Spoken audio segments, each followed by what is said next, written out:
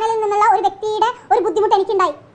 ഒരു പ്രമുഖ ചാനലിൽ നിന്നുള്ള ഞാൻ ആ പരാതി എഴുതി കൊടുത്ത അദ്ദേഹത്തെ സസ്പെൻഡ് ചെയ്ത ചാനൽ. എനിക്ക് ആ ചാനലിനോട് റെസ്പെക്റ്റ് ആണ്.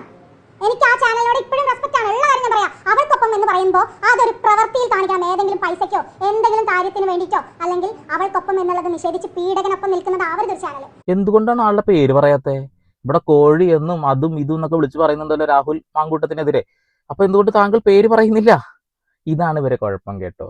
ആ പേര് പറഞ്ഞിട്ടുണ്ടെങ്കിൽ കാര്യമില്ല എന്നുള്ള ധാരണ കൊണ്ടാകാമല്ലേ. എന്തായാലും കൊള്ളാം. ആരാ പറയുന്നത് നോക്കണം.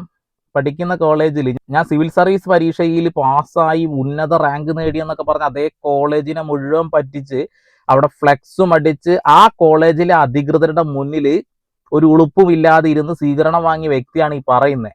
നിങ്ങളുടെ വാക്കുകൾ ഞങ്ങൾ എങ്ങനെ വിശ്വസിക്കും? നിങ്ങളോട് മോശപ്പെട്ട രീതിയിൽ സംസാരിച്ചു എന്ന് പറയുന്ന വ്യക്തിയെ ദുബായിലോട്ട് എന്ത് ഉണ്ടക്കാ ക്ഷണിച്ചേ? അങ്ങനെ ഒരുപാട് ചോദ്യചിഹ്നങ്ങൾ അവിടെ വെച്ചിട്ടുണ്ട്. രാഹുൽ മാങ്കൂട്ടത്തിൽ പറഞ്ഞ വാക്കുകൾക്കൊന്നും മറുപടിയില്ല, ചോദ്യങ്ങൾക്ക് ഉത്തരമില്ല. കിടന്ന് കോഴിയാണ് അതാണ് ഇതാണെന്ന് പറഞ്ഞുകൊണ്ടിരിക്കാതെ നിങ്ങൾ ആരാണ് മോശപ്പെട്ട രീതിയിൽ സംസാരിച്ചത്? പേര് പറ. അങ്ങനെ കാണിക്ക്. അവളോടൊപ്പം എന്ന പ്രഹസനമാണ് പോലും. അവളോടൊപ്പം എന്ന് പറയുമ്പോൾ അവനോടൊപ്പം അവരുടെ ഭർത്താവിനെ കുറിച്ച് ഞങ്ങൾ ചിന്തിക്കും.